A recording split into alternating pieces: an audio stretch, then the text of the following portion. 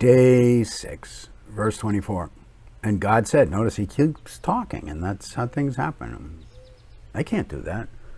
Just say things, and all of a sudden they exist. But an infinite, all-powerful being can do that. And so God said, let us make man in our image. Now, whoa, time out. Who's the us? Well, some people say the us could be Father, Son, Holy Spirit, kind of embedded in the text. Maybe. Us could also be God speaking in what we would call the divine counsel.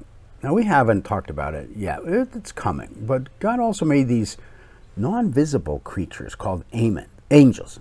And those angels that rebelled will be called demons. And God rules them from heaven. And he sits in this council of these beings. And that's called the divine council. So it could be that God is talking to these angelic hosts. Let us make man in our image. In other words, mankind is going to have to be more than just an inanimate rock or one of the lower life forms. He's going to have something that's like God. Creative ability and certainly moral ability. Something about being God's kids that this is referring to. The we could also be what's called as the royal we.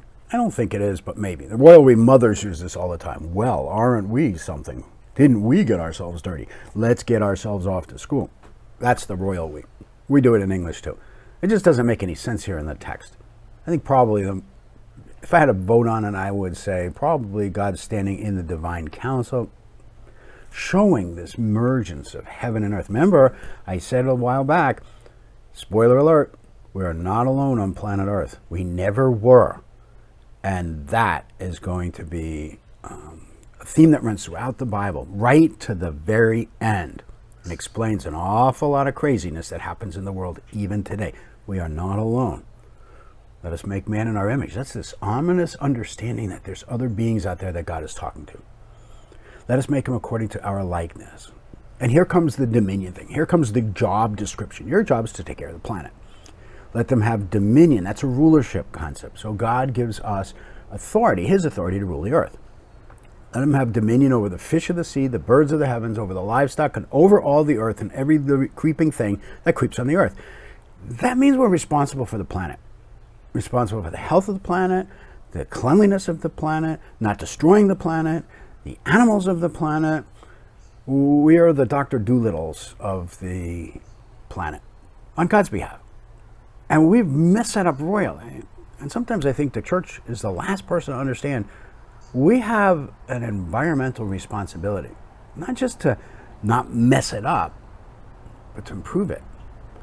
We do that, sometimes we just do it by instinct. We see whales beached along the shore. What do? We want to get them back into the water. We see birds that are hurt. What do? We want to help them.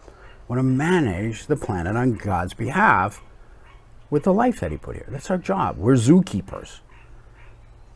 Verse 27 is a summary statement. So God created man in his own image. Now, that's sort of looking forward. He hasn't really done it yet. We're going to get that explanation in the next chapter.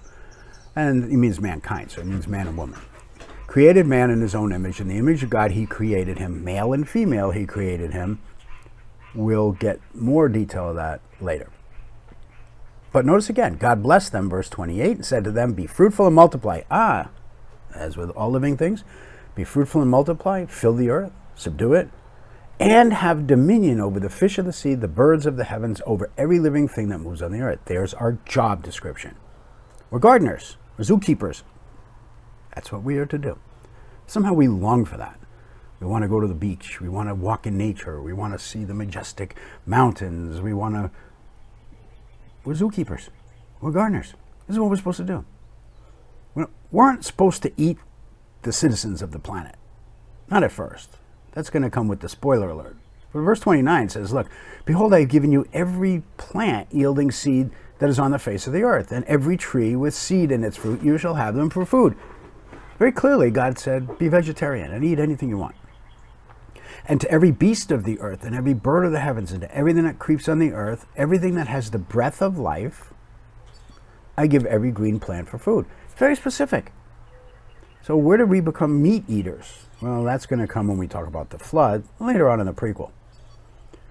Verse 30, to every beast of the earth, to every bird of the heavens, everything that creeps on the earth, everything that has breath of life, I give every green plant for food, and it was so. And God saw that everything he had made, and behold, catch this, it was very good. It was good, it was good, it was good, it was good, it was good, it was good, it was very good. You can't miss that. That's one of the themes, that God made a perfect planet. He's going to put us in this planet. How did it get so messed up? That's the other question. Where did I come from? How did it get so messed up? It's going to answer that question in a couple chapters. God saw everything that he made, and behold, it was very good. There was evening, there was morning, sixth day. God did this all in 6 days.